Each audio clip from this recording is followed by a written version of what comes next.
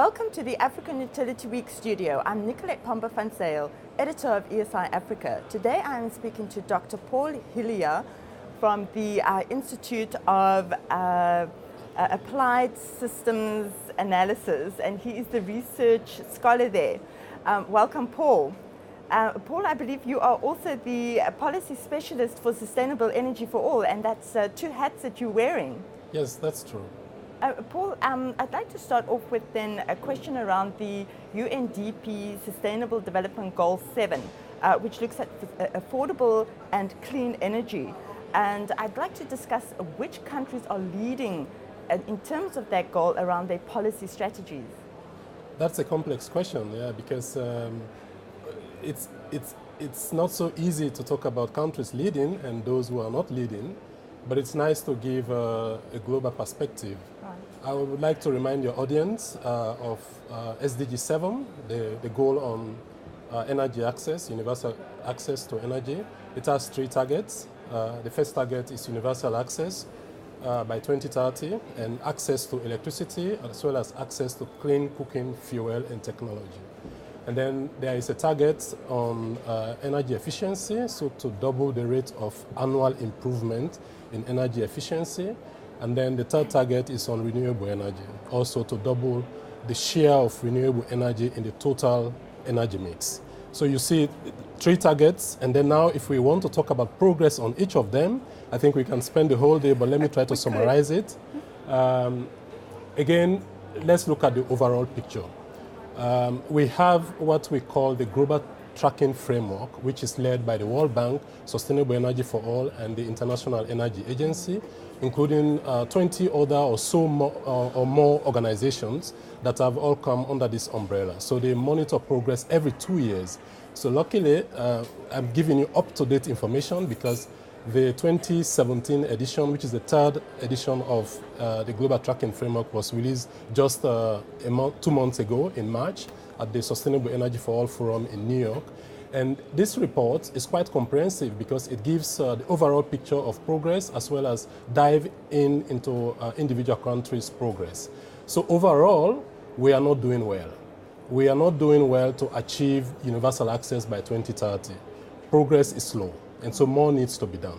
If we break it down to access, the countries which are making progress, especially in Africa, I would say Nigeria is making progress, good progress, Kenya, Sudan, Uganda, Rwanda, and in Southern Africa, Malawi, interestingly, and Zambia. Yeah? And when we talk about progress, we are looking at the baseline figure and the percent increase between 2012 and 2014. Because the data I'm giving you now is based on the 2014 data. This is not to say that countries like South Africa or maybe Botswana and other countries in the region are not making progress at all. But the ones I mentioned are those which have captured their attention based on the percent point increase they have made in these 2 years.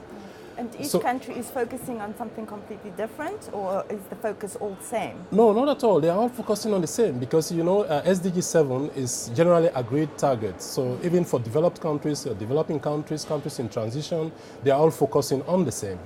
So if we go back and then we look at the second part of access, that is on clean cooking fuel. This is where the challenge is even more greater and progress is really, really poor because in 2012, we have 2.9 billion without access to clean cooking fuel and technology. In 2014, we have 3.1 billion. So there has been an increase. And if you look at the situation in Africa, it's even more challenging because every year we have 20 million more people added to the population in Africa. But when you look at the progress with clean cooking fuel, we have only 4 million people who are added as using clean cooking fuel.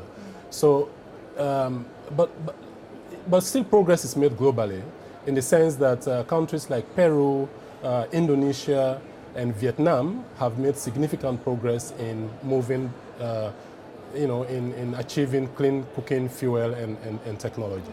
And these are countries that we can look to in terms of how they're making that progress. Exactly. So the policy framework, what type of policy, what type of regulatory instruments, and how are they encouraging investment in this area. So this is key.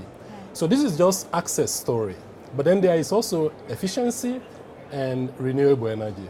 So in the area of energy efficiency, some progress is being made. We see countries like the Russian Federation, Nigeria again, Mexico making significant progress, China, significant progress in their energy efficiency plans. So you probably know recently, for the third time in a row, in a yearly report of the International Energy Agency, we see while the growth is increasing, the amount of emissions has also stalled. Yeah, so this is really interesting because stalling emissions means we are now starting to look at how we produce and use energy in the way we do, in the way we use energy. So quite some development there. With renewable energy, progress is very, very slow, and unfortunately, we see some improvements in, well, not unfortunately, but fortunately we see improvements in wind turbines, combined solar systems that harvest renewable energy. But progress needs to be made where most of the energy is consumed, like in transportation, for example. And this is where the penetration of renewable energy can make significant progress. It's interesting that you say that there haven't really been significant development around renewable energy, which brings me to the next question around climate change and the Paris Agreement. And we need to measure that as well. We do, yes. When we talk about, I'm sure here you refer to what progress has been made so far with the Paris Agreement. This is also a very tough question, and again, we need to break it down a little bit. Well, here we can only look at trends, because even the Paris Agreement did not give a protocol of measuring progress. But let's look at the trends. First of all, this was an agreement between parties to the conference. Yeah? So it was required that 55 of those parties who produce 55% of emissions should sign the treaty at a given time. And now we have 145 countries out of 197 signing it. Actually, it went into force in November last year. So this is progress, right? But of course, this is not the target progress that people like you will be interested in. We are talking about lowering emissions, and lowering greenhouse gas emissions and reaching a temperature of 2 degrees in this century below above pre-industrial levels, and even working harder to lower it further to 1.5 degrees. And a lot needs to be done here in the way we produce energy as well as in the way we use it. So the type of energy we produce and use, and also how efficient we use that energy. Here, again, there is some progress, because if you look at what is happening with coal production and use, there has been some decline in the coal industry, especially in countries like China, and also in the US, by the way, and in some other countries. So there is some progress there as well. You've mentioned a few times now about being aware of how we produce and use energy. And that then I would like to ask about the trends that are coming out around producing and using energy.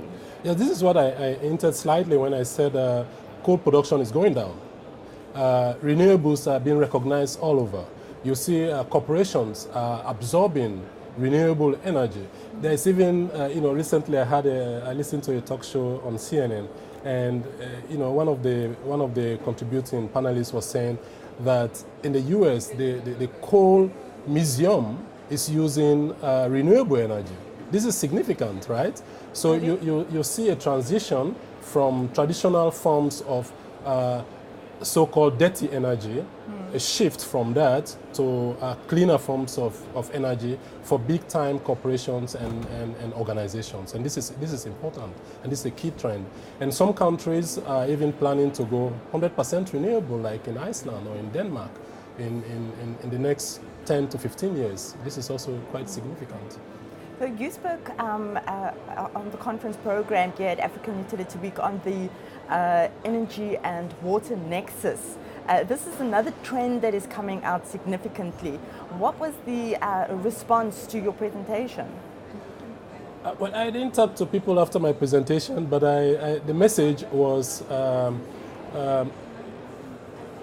most of the discussion we've had on the nexus has been within countries. So we look at the complexity of the silo-based approach and how policymakers, managers, and sector professionals in energy, in water, in agriculture, in environment, in ecosystems management should start speaking to each other and break out of those silos. But it's not enough to have a discussion at the national level. It's because some of these security concerns, whether it's food security, it's energy security, or it's water security, they go beyond borders. So my message here was, look beyond your borders. You might have control within borders. You might even have control in talking to your, to a sector in your country, but your problem or your solution is outside of your border.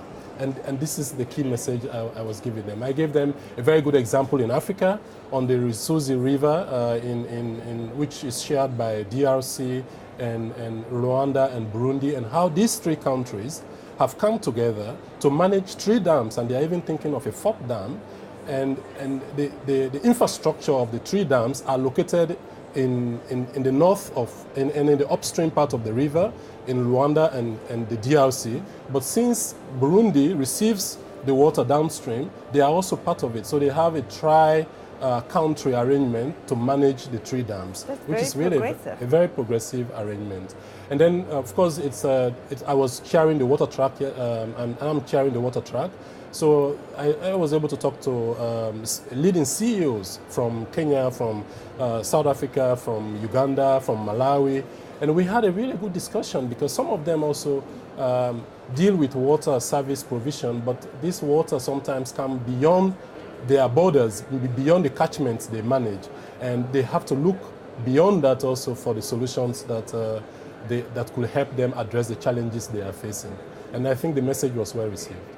I think that's a very important message that you have shared with us in terms of collaboration and looking outside of your sphere to find the solutions. Yeah. Thank you so much for sharing that with us. It's a pleasure. Thank you.